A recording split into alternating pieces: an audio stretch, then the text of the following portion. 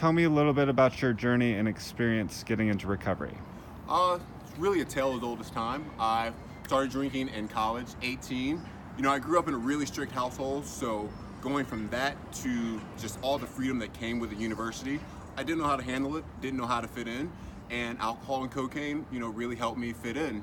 From there, clearly I failed out of college my first go round and decided, I'm gonna go to South Florida, Miami, and I'm gonna get my act together down here or down there. That didn't work. My disease progressed, and before I knew it, I was just that full-fledged alcoholic, drug addict, whatever. Sort of went from alcohol to cocaine to pain pills to heroin. That was my progression.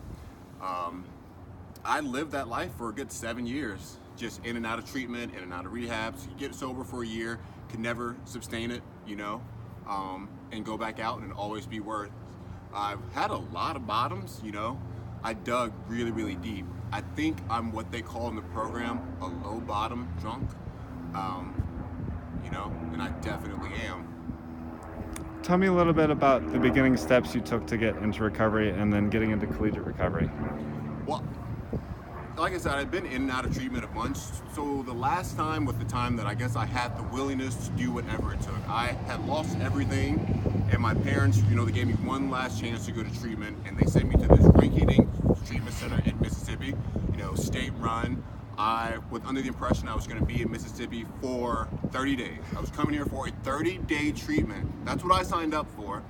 So 4 months later, I get out of treatment, and just in there, the fog started to lift, and I realized that, I wasn't too low. I wasn't at too low of a bottom to get sober and to maintain sobriety.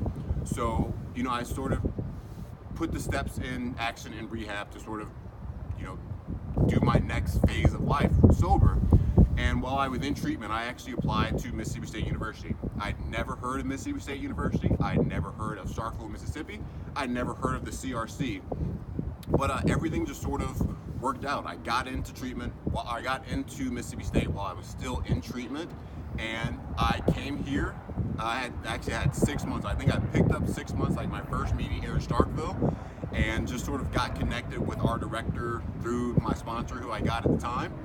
And then from there, it was sort of like the CRC was right on time because I had 6 months sober. I was in a completely new place. I'd done all the things they're supposed to do, change people, places, and things.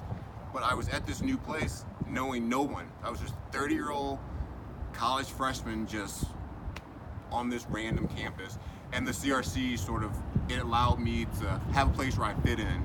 Because the first time I went to college, I drank and used because I didn't fit in. I wanted to fit in. And the CRC sort of gave me that opportunity to meet like-minded people, like afflicted people that, they got me. Like, came in here, they were just my kind of people, for lack of better words. They were rough around the edges, they cursed a lot, and they smoked a lot of cigarettes, and that's what I needed. Obviously that's not what the CRC is about, but that's what our CRC was for me for those first few weeks. It's like, all right, these are people that I can be myself around. And from there, they just became my people. They became my family when I had no family, and I'm grateful for that.